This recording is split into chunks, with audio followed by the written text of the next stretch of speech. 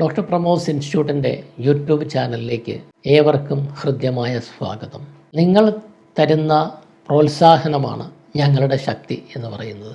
ഓരോ വീഡിയോ വരുമ്പോഴും ഒരുപാട് പേര് അതിനെപ്പറ്റിയുള്ള അവരുടെ നല്ല കമൻസും നല്ല വിമർശനങ്ങളും ഒക്കെ പറയാറുണ്ട്. അതെല്ലാം ഞങ്ങൾ ശിരസാവഹിക്കുന്നു. ആ വിമർശനങ്ങളനുസരിച്ച് വേണ്ട ഇമ്പ്രൂവ്മെൻറ്റ് വരുത്താൻ ഓരോ തവണയും ഞങ്ങൾ ശ്രമിച്ചുകൊണ്ടിരിക്കുകയാണ്. നിങ്ങൾ തരുന്ന പ്രോത്സാഹനമാണ് ഞങ്ങളുടെ ശക്തി എന്ന് പറയുന്നത്. അപ്പോൾ കഴിഞ്ഞ 2 വീഡിയോകളിലായിട്ട് നമ്മൾ പറഞ്ഞ ഒരു കാര്യമുണ്ട്, അൺകൺസ്യൂമേറ്റഡ് മാരേജ്. പലരും നിരന്തരം ചോദിച്ചുകൊണ്ടിരിക്കുന്ന ഒരു ചോദ്യമാണ്, ഇതിൻ്റെ കാരണങ്ങൾ എന്താണ്? ആ കാരണങ്ങളിൽ ആദ്യ വീഡിയോയിൽ പുരുഷന്മാരുടെ കാരണങ്ങൾ കൊണ്ട് ഇത് സംഭവിക്കുന്നു, ഏതൊക്കെയാണ് ആ കാരണങ്ങളെന്ന് പറഞ്ഞു. രണ്ടാമത്തെ വീഡിയോയിൽ സ്ത്രീകളുടെ കാരണങ്ങൾ കൊണ്ട് അൺകൺസ്യൂമേറ്റഡ് മാരേജ് സംഭവിക്കുന്നു, അല്ലെങ്കിൽ ദാമ്പത്യ ബന്ധം സഫലീകരിക്കാൻ ആവാത്ത അവസ്ഥയുണ്ടാകുന്നു. അതിൽ സ്ത്രീകളുടെ കാരണങ്ങൾ പറഞ്ഞു.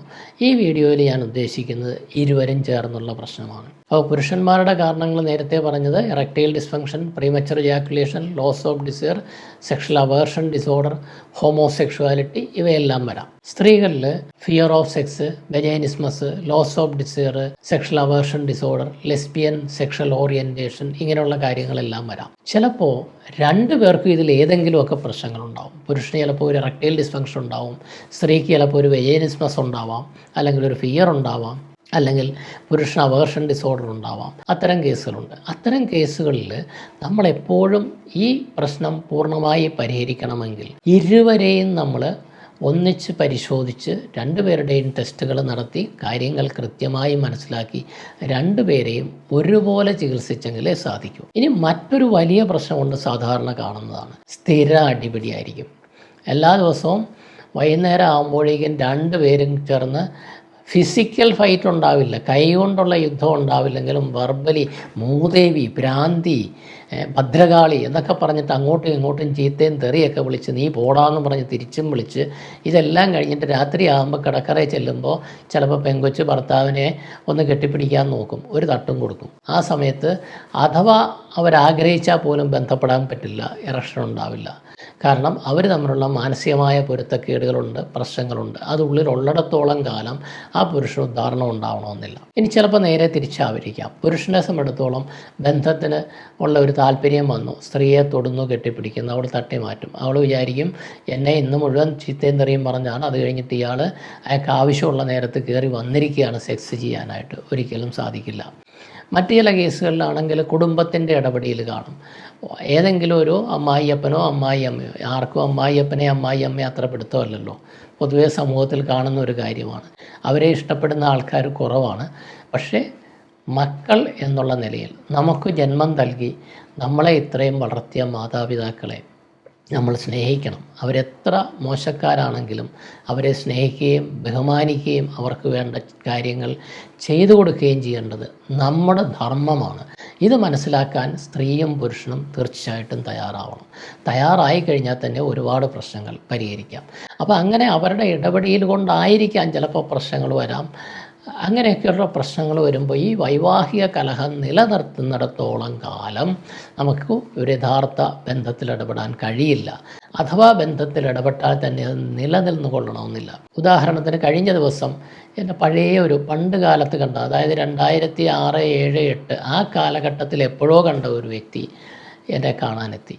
കണ്ടു കഴിഞ്ഞപ്പോഴേ ഞാൻ ഇന്ന ആളാണ്, ഞാൻ ഇന്ന സ്ഥലത്ത് വന്ന് കണ്ടിരുന്നതാണ് എന്ന് പറഞ്ഞു കഴിഞ്ഞപ്പോൾ വളരെ കൃത്യമായിട്ട് കേസ് ഫയൽ പോലും ഇല്ലാതെ അദ്ദേഹത്തിൻ്റെ കാര്യങ്ങൾ നന്നായിട്ട് ഓർമ്മ വന്നു. കാരണം അന്ന് ഇഷ്ടംപോലെ സമയം ആ വ്യക്തിക്ക് വേണ്ടി ചെലവഴിച്ചിട്ടുണ്ട്.